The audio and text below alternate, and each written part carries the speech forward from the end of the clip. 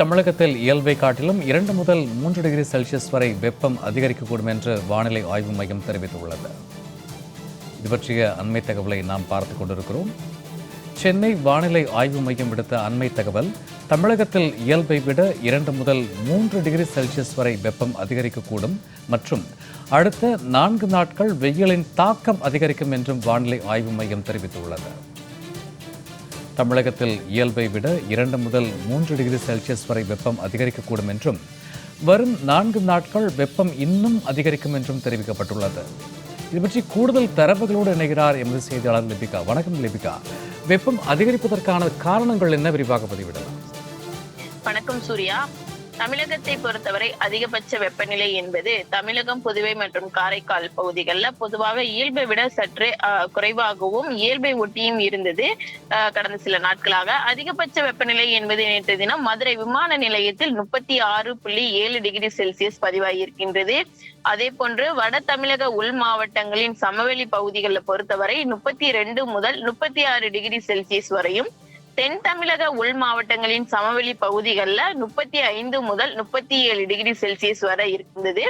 அதே போன்று வட தமிழக கடலோர பகுதிகள், புதுவை மற்றும் காரைக்கால் பகுதிகளை பொறுத்தவரை 34 முதல் 36 டிகிரி செல்சியஸ் வரை பதிவாகி இருக்கின்றது.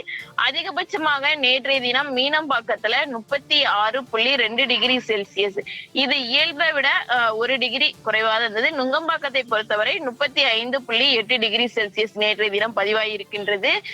தென்னிந்திய பகுதிகளில் மேல் ஒரு வளிமண்டல மேலடுக்கு சுழற்சியானது நிலவுகிறது. இதன் காரணமாக தமிழகத்தை பொறுத்தவரை அடுத்த சில தினங்களுக்கு லேசானது முதல் மிதமான மழைக்கு வாய்ப்பு இருப்பதாக தெரிவிக்கப்பட்டிருக்கக்கூடிய நிலையில தமிழகத்தை பொறுத்தவரை இன்று முதல் வருகின்ற 14ஆம் தேதி வரை அடுத்த 5 தினங்களுக்கு தமிழகம், புதுவை மற்றும் காரைக்கால் பகுதிகளை பொறுத்தவரை அதிகபட்ச வெப்பநிலை என்பது 2 முதல் 3 டிகிரி செல்சியஸ் படிப்படியாக வெப்பமானது உயரக்கூடும் என சென்னை வானிலை ஆய்வு மையம் தகவல் தெரிவித்திருக்கிறது. அதே போன்று சென்னை மற்றும் அதன் புறநகர பகுதிகளை பொறுத்தவரை அடுத்த 24 மணி நேரத்திற்கு வானம் ஓரளவு மேகமூட்டத்துடன் காணப்படும் எனவும், நகரின் ஒரு சில பகுதிகளில் இடிமின்னல் மற்றும் இடிமின்னலுடன் கூடிய லேசானது முதல் மிதமான மழைக்கு வாய்ப்பு இருப்பதாக தெரிவிக்கப்பட்டிருக்கின்றது. சென்னையை பொறுத்தவரை அதிகபட்ச வெப்பநிலை என்பது 36 முதல் 37 டிகிரி செல்சியஸ் வரையும், குறைந்தபட்ச வெப்பநிலை என்பது 27 முதல் 28 டிகிரி செல்சியஸை ஒட்டி இருக்கக்கூடும் என தெரிவிக்கப்பட்டிருக்கின்றது. குறிப்பாக தமிழக கடலோர பகுதிகளை பொறுத்தவரை மன்னார் வளைகுடா பகுதிகளில் இன்றைய தினம் மணிக்கு 45 முதல் 55 கிலோமீட்டர் வேகத்துல இடையிடையே 65 கிலோமீட்டர் வேகத்தில் காற்று வீசக்கூடும். அதே போன்று குமரிக்கடல் பகுதிகள் மற்றும் தென் தமிழக கடலோர பகுதிகளை பொறுத்தவரை இந்த சூறாவளி காற்று என்பது மணிக்கு 35 முதல் 45 கிலோமீட்டர் வேகத்துல இடையிடையே 55 கிலோமீட்டர் வேகத்தில் வீசக்கூடும்.